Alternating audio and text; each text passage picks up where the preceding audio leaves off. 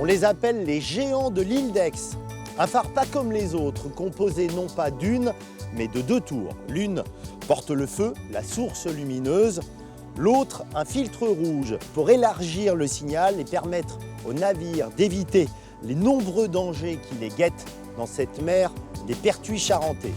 Un phare singulier, hors du commun, à l'image de ce minuscule territoire. Car ce petit bout de terre posé au milieu des eaux, devenu une place militaire stratégique de premier plan sous Louis XIV, est aussi un espace naturel surprenant qui marque à jamais ceux qui en tombent amoureux. Cap sur l'île d'Aix, une idylle en mer.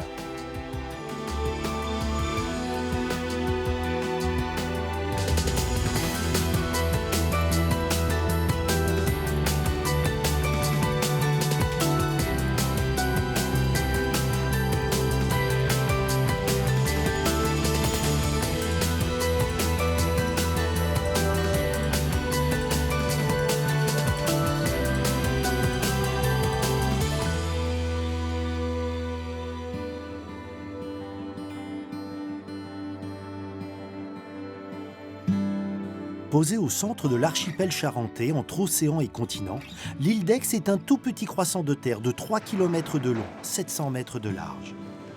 Pour s'y rendre, pas de pont, pas de passage à marée basse. Il faut donc embarquer depuis la pointe de la Fumée à Fourras-les-Bains. Le bac, qui fait quotidiennement des allers-retours, est le seul moyen de rejoindre l'île d'Aix, que l'on soit touriste ou habitant à l'année, comme Alain Brunet.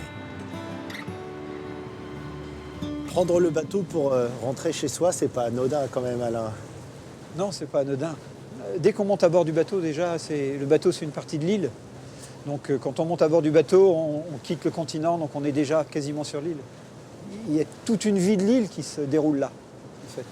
C'est une partie de la vie de l'île et qui n'est pas la plus inintéressante sur ce bateau. Qu'est-ce qui se passe sur ce bateau? Il y a beaucoup d'échanges, les gens se parlent, se disent bonjour, ils se croisent. Des fois, on va parfois dans la journée pas se croiser sur l'île, mais on se verra sur le bateau. Tu dis parfois que l'île d'Aix, c'est la dernière véritable île de Charente-Maritime. C'est vraiment le cas? C'est vraiment le cas, oui. Parce qu'on est obligé de prendre le bateau pour y aller. Ici, on cultive la singularité. En débarquant au cœur des fortifications, on comprend vite que l'île d'Aix n'est pas du genre à s'offrir au premier venu. Il faut de la persévérance, un peu de ruse aussi, pour faire tomber ses défenses. Il faut dire qu'elle a tant de trésors à protéger.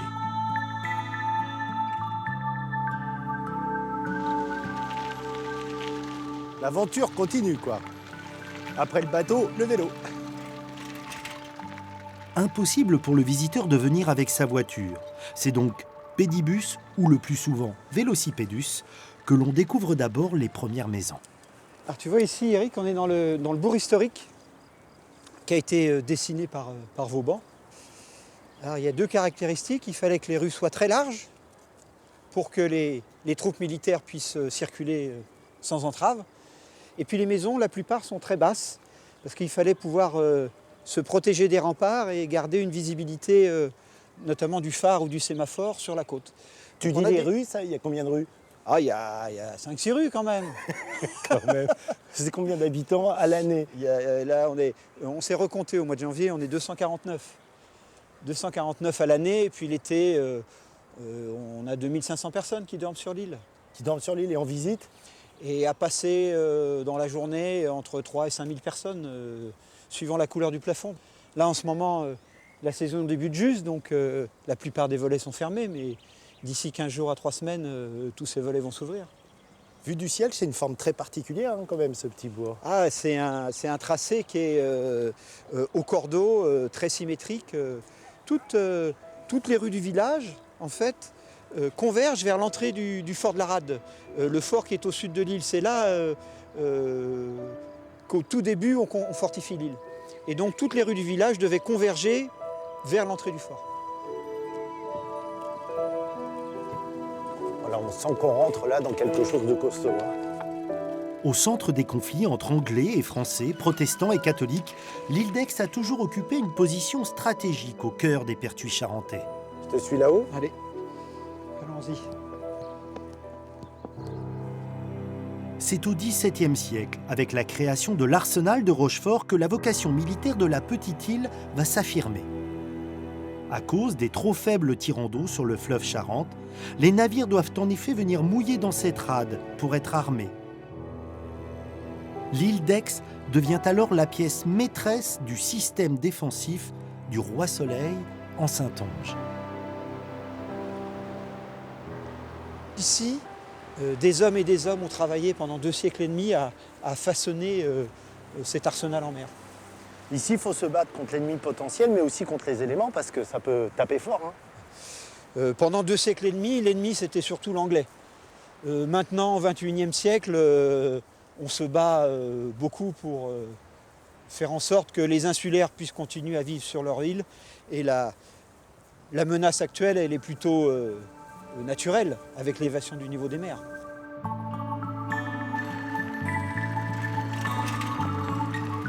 On sort de la ville, là. Ah là, oui. Là, on sort du village et d'un seul coup, l'espace s'ouvre à nouveau. Comme toutes les îles des Pertus charentais, les 2 côtes ont chacune leur personnalité. L'ambiance ici, dans cette anse, à l'abri du vent, est complètement différente de la côte ouest de l'île, où là, on est face à l'océan, face aux vagues, face au vent dominant, avec la houle qui vient de l'île de Léron et du Fort Boyard.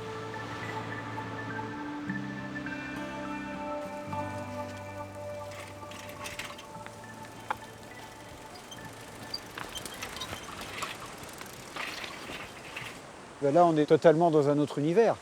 On vient de traverser la forêt qui est récente, qui a 2 siècles et demi à peine. Puis là, on arrive sur la côte nord de l'île. Donc là, l'île s'est un petit peu soulevée géologiquement. Donc là, on culmine à presque 12 mètres d'altitude. Donc là, on est loin de cette zone de marais et pourtant, on en est à peine 500 mètres. Et puis en termes d'ambiance, moi on me dit que je suis en Méditerranée, j'y crois là. Avec cette végétation, avec ces pins, ces chênes, c'est une végétation qui est proche de créer une ambiance un peu méditerranéenne. Ouais.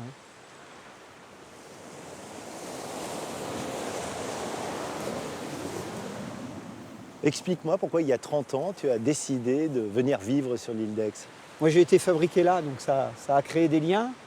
Ah, il y avait cette nostalgie, parce que le départ, quand on est gamin, quitter l'île à la fin des vacances, c'était un arrache-cœur, quoi. Pour retourner sur Paris, c'était terrible, quoi.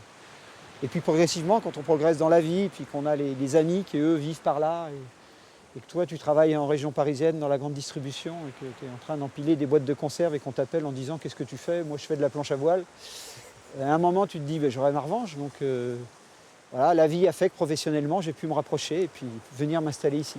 Mais peut-être qu'on a une vision idéale de l'insularité, parce qu'il y a des choses qui sont plus compliquées. Par exemple, je sais pas, dès qu'on a un souci, est-ce que c'est un petit peu exacerbé? Il y a beaucoup d'aspects dans la vie des îles qui rendent les choses plus compliquées.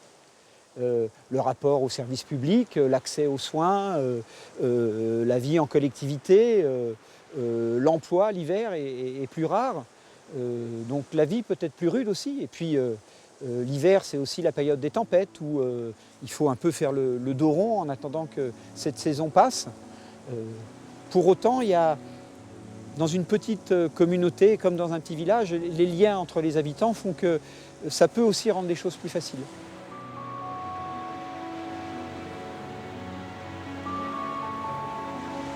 Protectrice avec ses occupants, l'île d'Aix est aussi une sacrée séductrice avec le visiteur. Tantôt, elle lui tourne le dos, feignant le dédain. Tantôt, elle lui ouvre ses bras, lui offre ses plus belles lumières pour que son cœur batte la chamade. Il faut bien l'admettre, en dépit de sa taille modeste, l'île d'Aix est taillée pour les personnages hors du commun. Le plus célèbre d'entre eux, c'est bien évidemment Napoléon Ier. En juillet 1815, avant son exil à Sainte-Hélène, l'empereur s'installe dans cette maison. Ce lieu de mémoire va être à l'origine de la venue sur l'île un siècle plus tard d'un couple aussi fascinant que fantasque, les Gourgaud. Qui est ce baron Gourgaud? Un dandy parisien qui a le culte de Napoléon. Il ne faut pas dire d'ailleurs, il l'idolâtre. D'abord, il en porte le nom, même s'il se fait prénommer plutôt Napo, c'est son surnom. Et c'est un représentant de la jet-set parisienne et de cette aristocratie impériale napoléonienne, Premier Empire, qui anime les nuits parisiennes avec sa femme, une américaine, alors complètement fantasque, qui est Eva Gebhardt. Et alors ils forment un couple à la fois différent, c'est deux personnalités différentes et en même temps très complémentaires. C'est l'attachement à Napoléon qui les conduit ici. Voilà, parce qu'il y a cette maison que l'armée veut vendre, là où Napoléon a séjourné avant de se rendre aux Anglais. Et effectivement, il ne peut pas laisser cette maison à l'abandon et encore moins tomber entre des mains impies. Et il va constituer ce musée, une espèce de bric-à-brac d'amateur, parce qu'il ne s'est jamais posé en historien de Napoléon. C'est un amateur éclairé si on veut, mais c'est surtout un adulateur. Et donc il faut véritablement qu'on vienne ici se recueillir, non pas sur la tombe qui est aux Invalides, mais sur ce lieu qui est la dernière résidence de Napoléon sur le territoire national, avant Sainte-Hélène. Venus pour célébrer Napoléon, le baron et la baronne vont tomber amoureux de l'île d'Aix, au point de bouleverser le destin de la petite île dans ces années que l'on qualifie à juste titre de folles. Ils vont lui donner une deuxième vie en temps de paix, et même y créer 2 musées nationaux, rien que ça, le musée Napoléon et un musée africain.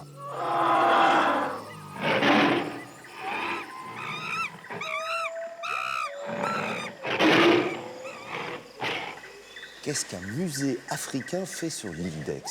C'est la passion de Gourgaud, l'Afrique. Donc il part faire des chasses, il revient avec un film et il fait un musée sur l'Afrique. Et ce musée, ce sera le Muséum africain qui est ici. Un film tourné en quelle année? 1931, le vrai visage de l'Afrique chez les buveurs de sang. Nous avons tenu à filmer divers animaux en pleine action de course. Pour cela, nous les avons poursuivis en auto à travers la brousse. Vous comprendrez que les images prises dans ces conditions soient aussi chaotiques que l'était l'opérateur. Nous dérangeons les crocodiles dans leur cure d'héliothérapie. On voit donc ce qu'on appelle des dioramas, c'est quoi exactement? Le diorama, c'est la présentation d'animaux naturalisés en position, j'allais dire, vivante, dans des décors reconstituant leur milieu. À ce moment-là, c'est quoi? C'est la pointe de la modernité? Disons que c'est la tendance, c'est la mode. C'est vrai qu'il y avait quand même aussi une vision ou une approche un peu pédagogique. C'est sûr que le musée africain, dès le départ, rencontre un grand succès. Là, Gourgaud a visé juste. Gourgaud conçoit ce musée africain comme une attraction spectaculaire, une curiosité. Il est prêt à tout pour attirer sur l'île des visiteurs. Le baron Gourgaud a beaucoup de relations. Il arrive à se faire donner par le directeur du Muséum national d'histoire naturelle de Paris ce dromadaire qui va venir de la capitale, monter sur un bateau à La Rochelle, être débarqué ici à l'île d'Aix. Et alors ce dromadaire, il dit que le général Bonaparte l'a monté. Est-ce que c'est vrai? Ah, une totale légende. Mais une légende qui a bien fonctionné et qui assure le succès dès le départ du musée africain au moment de son inauguration en 1933.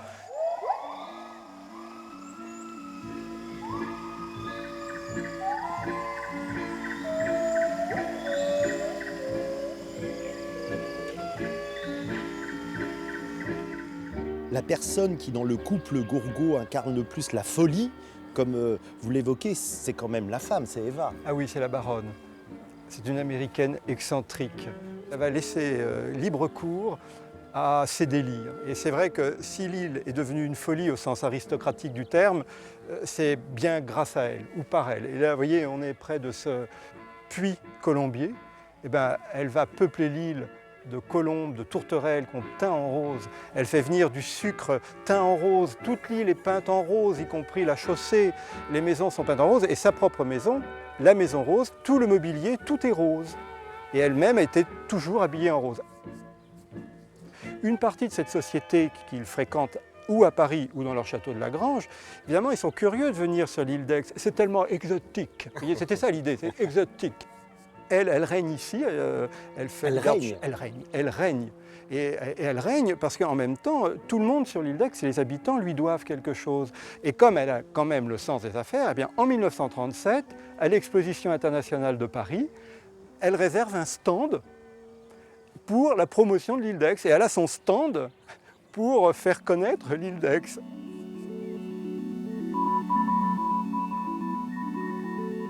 Cette île, qui sait si bien faire tourner les têtes, n'a jamais rien fait comme les autres. y compris militairement. Pour le comprendre, nous partons en mer vers une autre célébrité, une vedette connue internationalement, vénérée par des millions de fans, Fort Boyard. Rattachée au cadastre de la commune de l'île d'Aix, cette fortification a là encore un destin hors du commun. Pourquoi, sous Louis XIV, il semble indispensable de construire, en plus de tous les forts qui existent, un nouveau fort, mais au milieu de la mer des Pertuis?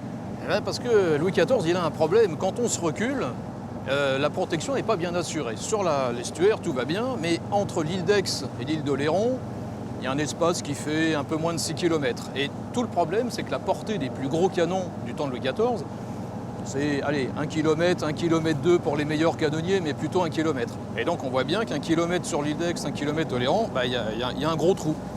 Et donc il faut pouvoir fermer ce trou. Et il se trouve qu'il y a un banc de sable, justement au milieu. Enfin, on croit qu'il est au milieu à ce moment-là.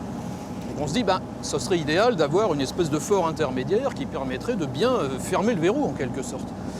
En revanche, la complexité, le coût, la mobilisation que ça impliquerait fait que Vauban, il dit il vaut mieux renoncer, on lui prête même ce mot, probablement apocryphe, mais c'est tellement joli, il dit « Ah, sire, il vaudrait mieux saisir la lune avec ses dents que de construire ici pareil ouvrage. » Mais qui a dit que la Lune était inaccessible? Car le projet n'est pas abandonné. C'est Bonaparte, alors premier consul, qui le relance au XIXe siècle. L'Angleterre est plus que jamais un ennemi pour la France et cette rade stratégique doit être hors d'atteinte. Les travaux commencent en 1804.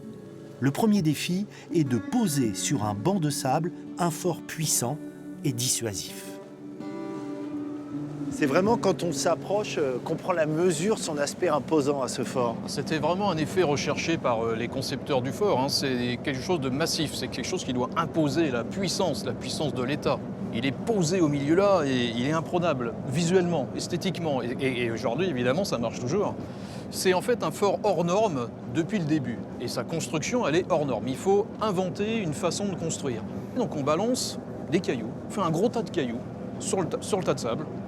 Et on met des cailloux et des cailloux. Et sur le tas de cailloux, on va les construire en pierre de taille, une assise bien solide. Et sur cette assise, on met le fort.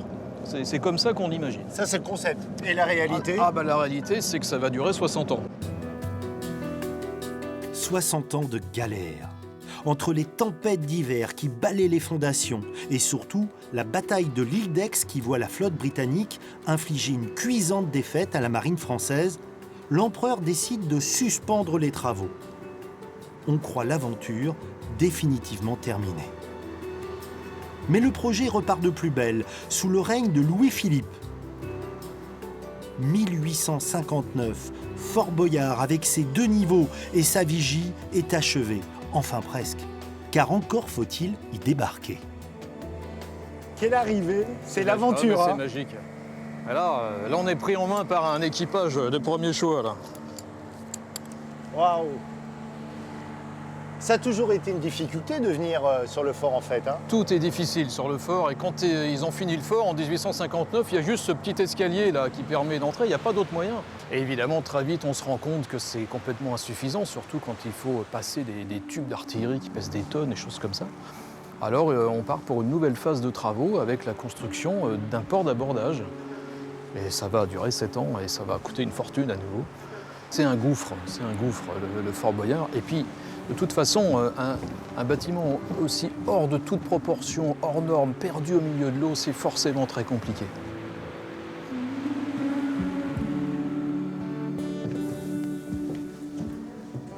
Il s'est passé quasiment 2 siècles entre l'idée, la conception de ce fort et sa réalisation. 1866, ça y est, il est terminé, il peut accueillir 250 hommes, des canons. C'est le succès pour Fort Boyard? Ça aurait dû, mais c'est pas le cas. Et c'est toute la légende du fort inutile qui naît à ce moment-là. Pourquoi? Parce qu'entre-temps, l'artillerie a fait des progrès. On a triplé la portée des canons avec cette fameuse artillerie rayée qui permet d'aller beaucoup plus vite, beaucoup plus loin. Et donc entre Aix et Oléron, on arrive à couvrir la passe. On n'a plus besoin d'un fort intermédiaire. Qu'est-ce qui te touche le plus, toi, dans ce monument? Quand on dit aujourd'hui, finalement, Fort Boyard, c'est une star, oui, c'est une star. Les stars, elles font rien comme les autres. Et ça, c'est formidable, ce côté star qui sert à rien, mais qui en même temps est le plus beau, et le plus grand, et le plus merveilleux. Il y a quelque chose qui s'est passé et qui continue de se produire aujourd'hui.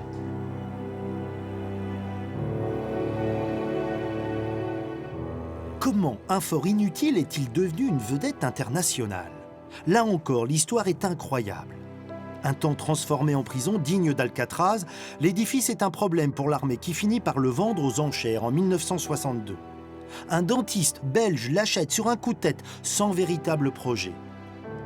La fortification laissée à l'abandon se dégrade de plus en plus. Mais un producteur de jeux télévisés, Jacques-Antoine, a repéré l'énorme potentiel de cet endroit. 27 ans plus tard, Fort Boyard, devenu l'icône de Charente-Maritime, est diffusé dans plus de 70 pays. Éric Buron connaît bien cette histoire. Enfant du pays, il fut l'un des tout premiers candidats du jeu avant de devenir directeur de production en charge des tournages. Éric, ce fort, il était dans quel état?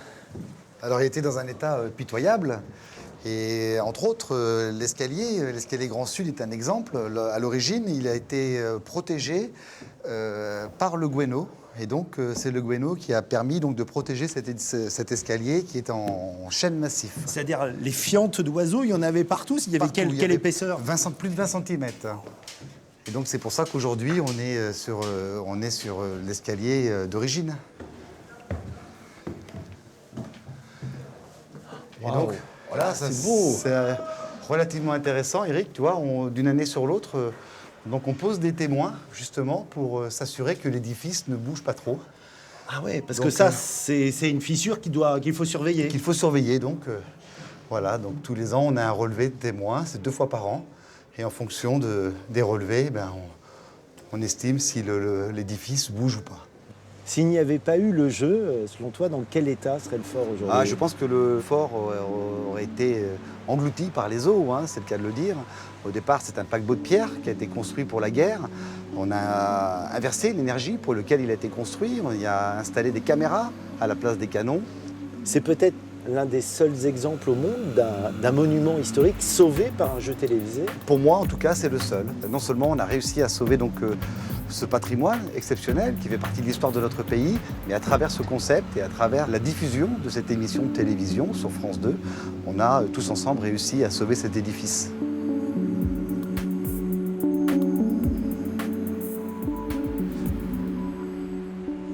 Ça me fait quelque chose d'être ici, Éric, là, au dernier étage, au pont supérieur, comme on le dit sur un bateau.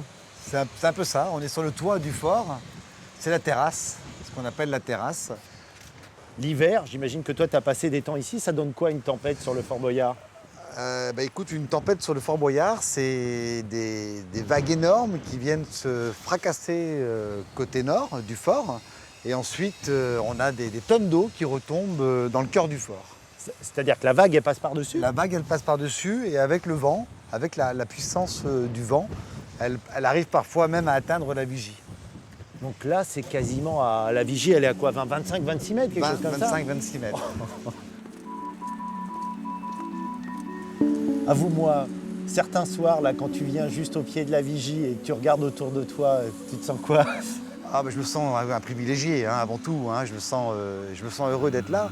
En même temps, le ressenti que j'ai, c'est le ressenti que tous les techniciens peuvent avoir, mais que ce soit les techniciens, mais également les candidats ou les productions étrangères. Lorsqu'ils découvrent cet édifice, ils repartent avec des souvenirs plein la tête et des histoires à raconter, à mon avis, pendant de longues années encore.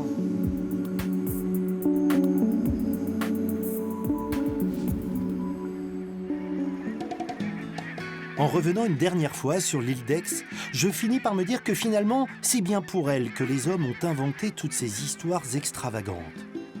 Comme s'ils se sentaient obligés de se montrer à la hauteur de ce qu'elle peut offrir.